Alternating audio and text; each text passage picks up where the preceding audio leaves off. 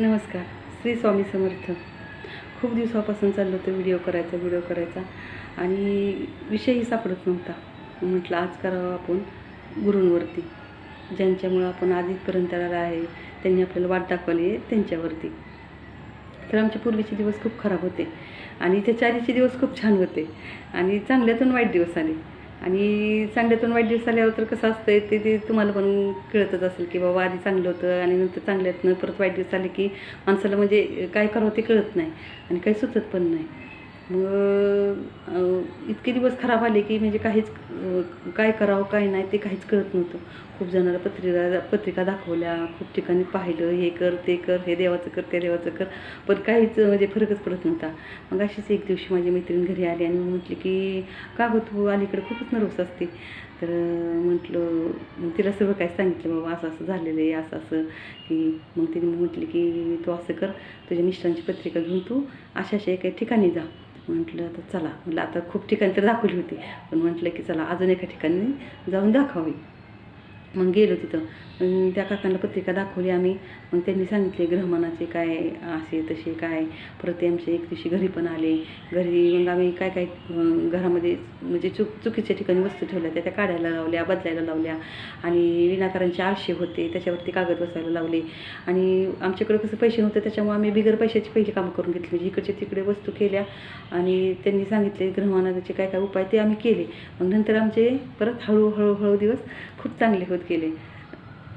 आणि नंतर म्हणजे हे सर्व काय झालं ते आमच्या गुरूंमुळे झालं. आता त्या काकांना आम्ही गुरुच करून टाकलं. म्हणजे आमच्या घराचे, माझ्या फॅमिलीचे आणि माझे जे पाहुणे वगैरे आहेत त्यांना पण सांगितलं असे आहेत माझे गुरु, ते छान पत्रिका काढतात ते, असं त्यांना मी सांगितलं. त्यांनी पण त्यांच्याकडे पत्रिका बघितली, त्यांचे पण चांगले, माझ्या मैत्रिणींचं पण सगळ्यांचंच म्हणजे पत्रिका बघून त्यांचं पण खूप चांगलं झालेलं आहे. तर सांगणं असंच आहे की बाबा तुम्ही तुमच्या जरी आयुष्यात काय होत असेल की बाबा काय होत नसेल तर तुम्ही पहिली पत्रिका दाखवा आणि जे चांगली पत्रिका बघणार आहेत त्यांच्याकडे पत्रिका दाखवा. आपले ग्रहमान बघा, ग्रहमान दोष काय आहेत ते बघा आणि त्यानुसार तुम्ही चाला.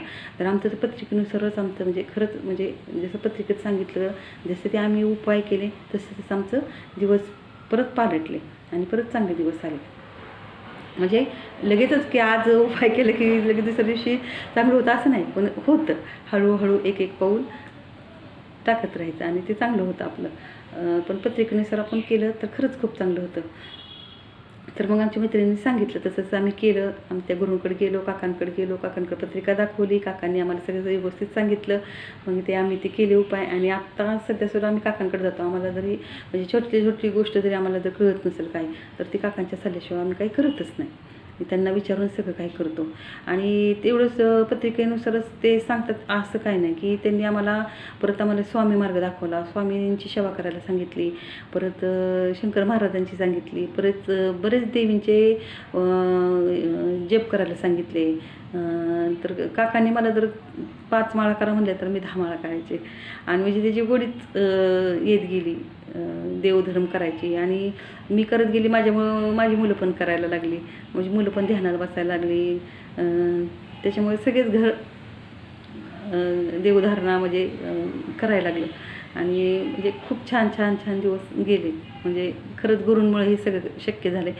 नाहीतर आम्हाला म्हणजे काही एवढं माहीत नव्हतं की ध्यानाला बसणं, जप करणं हे काय माहीत नव्हतं. पण ते काकांमुळे सगळं झालं आणि खरंच म्हणजे जे काय आहे ना ते माझ्या गुरूंमुळं. धन्यवाद.